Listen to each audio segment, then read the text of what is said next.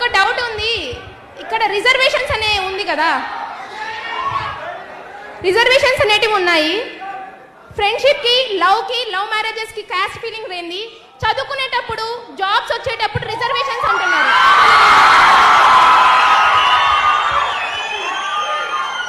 ఈ క్వశ్చన్ నేను ఒక్కటి క్వశ్చన్ చేస్తుంది, ఒకరిని మాత్రమే కాదు, ఇక్కడ ఉన్న ప్రతి స్టూడెంట్ ని నేను క్వశ్చన్ చేస్తున్నాను.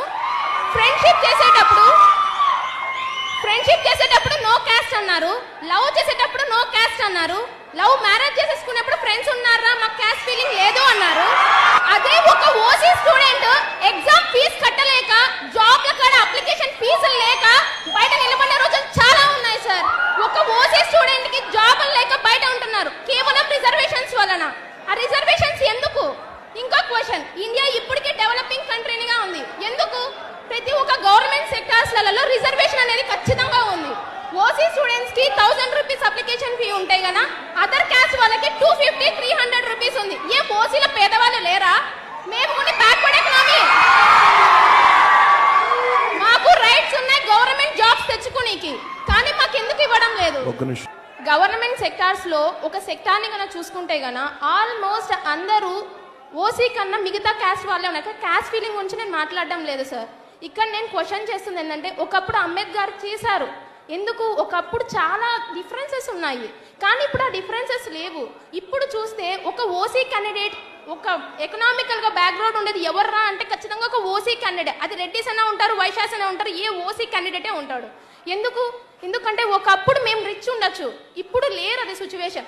ప్రెసెంట్ ఈ రాయలసీమను పాలించిన రాయల వారి ఫ్యామిలీ గుని ఇప్పుడు ఎకనామికల్ గా బ్యాకే ఉన్నారు సార్. ఒక ముస్లిం కానీ క్రిస్టియన్ కానీ, ఇక్కడ నేను మెన్షన్ చేస్తుంది క్యాస్ట్ జస్ట్ ఫర్ ఇన్ఫర్మేషన్, నేను ఏ క్యాస్ట్ ఫీలింగ్ గురించి మాట్లాడడం లేదు. కానీ ఇప్పుడు ప్రతి ఒక్క స్కూల్స్లో కానీ బుక్స్ అనేది ప్రొవైడ్ చేస్తున్నారు. అట్లీస్ట్ బుక్కులు కూడా రిజర్వేషన్ ఏంటి సార్? చదువు అనేది ప్రతి ఒక్కరికి ఈక్వలే కదా. అట్లాంటప్పుడు ఇక్కడ ఎందుకు రిజర్వేషన్స్ నాకు అర్థం కావట్లేదు.